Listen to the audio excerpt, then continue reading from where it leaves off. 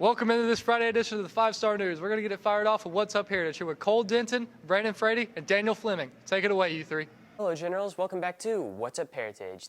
Keeping things short, sweet, and to the point. Let's get to it. Kicking things off today, Heritage High School students competed in Skills USA, Health Occupations, and the FBLA regional level, and several qualified for the state competition.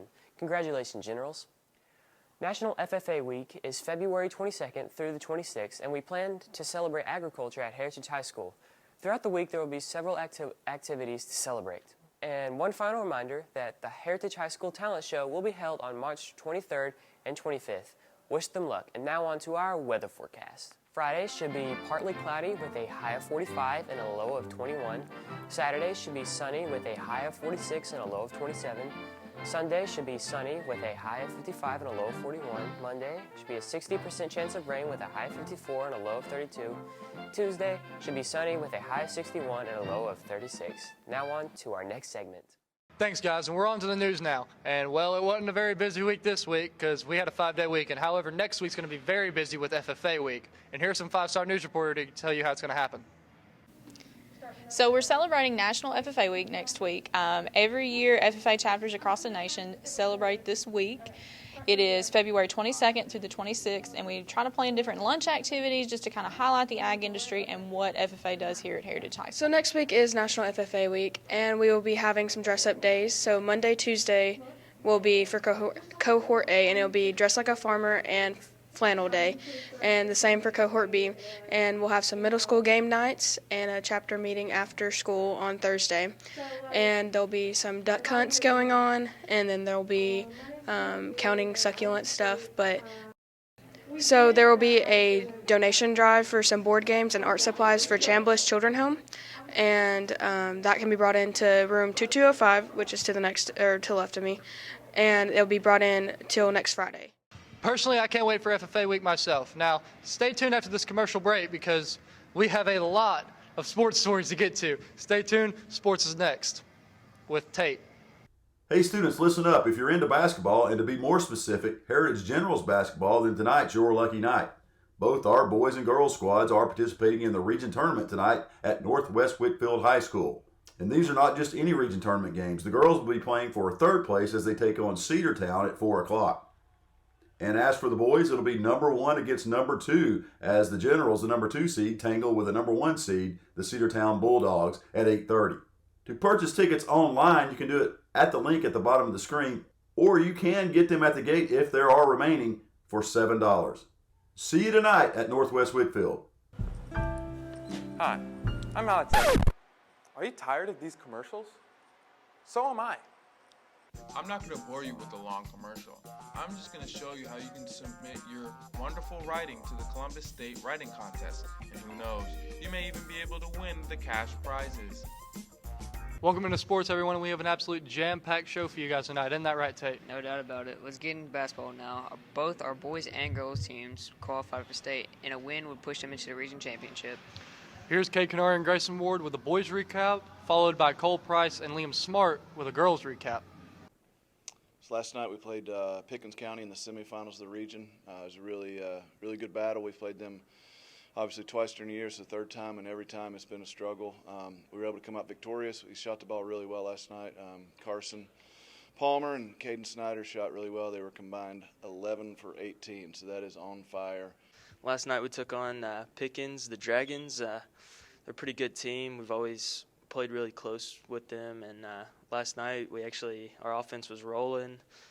Me and Carson, we combined for 11 of 18 threes, so we were shooting the ball pretty well. Our defense was good. We shut down their best player. I think he only had 11 or 10 points, something like that, and usually scoring 30 points. I mean, that's big time. The rest of the guys did a great job of getting on the ball. Defense were pretty good all night, locked them down. Just a really good team win. The ball movement was great. We didn't force a lot of shots or drives, just a few times, and so we really got the most out of our offensive opportunities and got a big win. And tonight we take on Cedartown and in the championship, and I hope we get the dub. Tonight we play Cedartown for the region championship. We've almost beat them twice, probably should have beat them twice, but so we're ready for some revenge. We want to get them tonight when it counts. in the championship. So really looking forward to it, and hope to see a region championship and a big trophy tonight. So yeah, we had a tough one last night against Pickens for semifinals of the region tournament, and of course we knew going in it was going to be a tough match. We've split with them during the regular season. They got us down there, we got them at home. So this was a true test of what both teams were made of, being at a neutral site. So thought the girls really battled after digging ourselves a little bit of a hole in the first half, battled back, competed at the highest level in the second half. Just so very proud of the way they responded and showed a lot of mental toughness. Pickens is a tough team. It's a tough matchup for most anybody in the region and the way they play and the style they play. And they shot the ball really well in the first half, but we overcame that in the second with some pretty good defense and started pressing in the fourth quarter, which helped us a little bit close that gap and cut it to as a small amount as 4 at one point before they pushed it back out to 6 or 8, and then we had to start fouling late in the game. But I thought the girls really played well down the stretch and did exactly what I asked them to do. And it's always, the biggest message we try to get across to them is competing at the highest level. We kind of had a rocky start, but the second half we played really good. And if we go into our next game that way, we definitely will win. It's kind of disappointing that we lost because we broke it down to 6 points by the end, but it's okay because we fought hard, and today should be good. The thing is, we got a quick turnaround at 4 o'clock today against Cedartown, so that'll be a tough one. Lost to them last time, beat them earlier in the year here. So I think the way we played yesterday in the second half and the mental toughness, mental fortitude we showed, I'm really positive about going into this game this afternoon. I think we'll play well and we'll respond well, and the girls are showing a lot of maturity this time of the year. So I'm looking forward to it. It'll be a tough matchup for us. Congrats to both teams as our girls tangle with Cedartown for third, and our boys face Cedartown as well for the region championship. That's right, Tate. And speaking of Tate, on to Tate's first love, wrestling. Our boys went down to Macon, Georgia, and wrestled for the GHSA state championships. We sure did, Schuckmeister. In fact, I was one of them, and I said we wrestled pretty good. I would say y'all did great, too. And here's 5-Star News reporters with more on that recap. The Heritage Wrestling team finished up their season this week in Macon at the traditional state wrestling championship. Wrestling's a little different. It has 2 state championships, the duals and traditional. And a little earlier in the season, a few weeks ago, the duals season, we finished top 16 in the state. And then traditional, the individual wrestlers wrestle and for medals, and then they score points for the team. So our team finished 14th in the state in traditional, and we had some good success with our individuals. Zach Brown finished 2nd in the state. He was tied up in the final seconds of the match, and his knee gave way, and he ended up losing because of that. And he finished 2nd in the state runner-up, so that's still a great accomplishment. Also, we had Tate Thomas and Cayman Huey. They both finished 5th in the state. Hi, I'm Cayman Huey, and I went to state this following week. I got 5th out of 26, as well as teammates. Tate got 5th, Zach Brown was runner-up. Garrett placed 7th, and as a team, we got 14th out of 48. I think as of this year, we could have done better. We had 6 go and 3 place. Then Garrett Pennington finished 7th in the state, and then Evan Wingrove and Skylar Grant both wrestled at state. They were state qualifiers. They were about two rounds from winning a state medal, so they both did a great job as freshmen. And so overall the team did really well this year, considering that we were very young. About 9 out of our 14 guys were freshmen or sophomores. So we're looking forward to having most everybody back and doing even better next year. Congratulations to all our state wrestlers, especially this one right here, Tate Thomas. Big man. Good job, Tate. Thanks, Jameson. And on to cheer now. Our girls rolled into their state competition hoping to take home a title. Yes, they did. And here's Tanner Eady and Jacob Hawkins with the recap.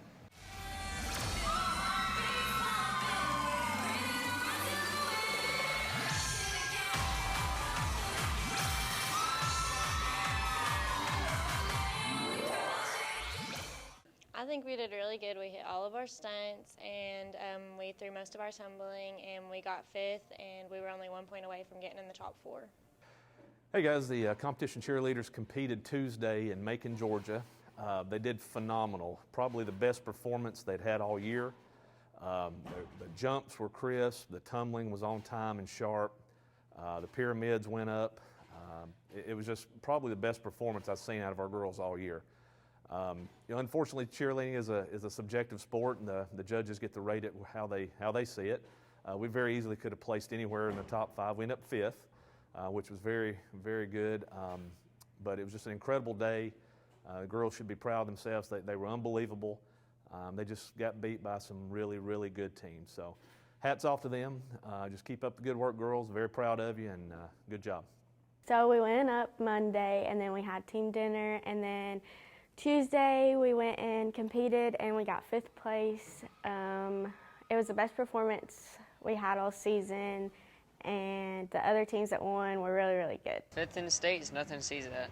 Speaking of state, our dancers went down to see if they can repeat as state champions down in Columbus. They sure did, and heading in, they had a target on their back because they were defending champs. Yes, they did. Here's Ryan Heat and Hunter Johnson with more on that story. We danced really well. I think we performed really good. It was the best time we had done, in my opinion. But we, unfortunately, we did not get first. I'm not really sure how we did yet. We'll have to see the scores. So the dance team had our last competition Saturday in Columbus for state, and we took a pretty bad loss. So it's pretty hard on the whole team, especially since that's the last time we'll be able to dance with the seniors this year. I'm hoping they will be good. They still have some really good dancers on the team. I think everyone on the team is really good. So I think they'll do great next year. Congratulations, girls. We're very proud of you. Speaking of more sports, we're still going on to one of my favorite segments now. Me too, Jameson, and it's another edition of Camp's HSS Fantasy Showdown. That's right. Carson Green and John Courtney have picked players from the region tournament. Let's see who they picked.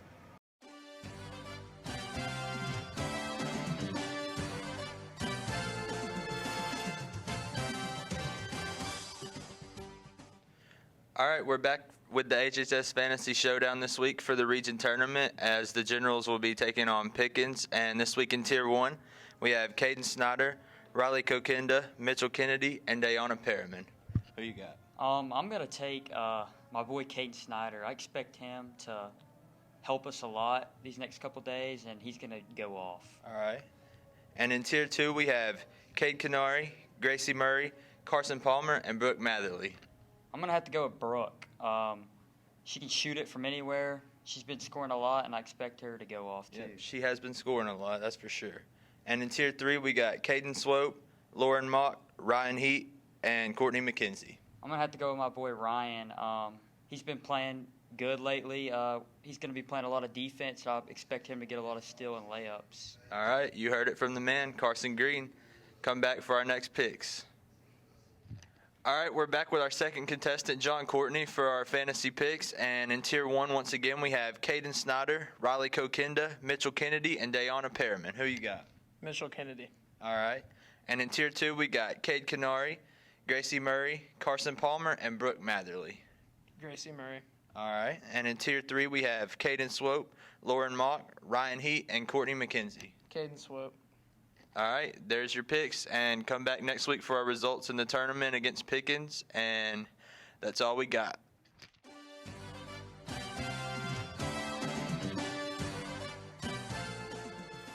Wow, what a sportscast, Jameson. I don't know how you got up there so fast, but that'll do it for Friday's edition of the 5 Star News. We'll have a brand new report for you on Tuesday. Until then, stay classy, Heritage.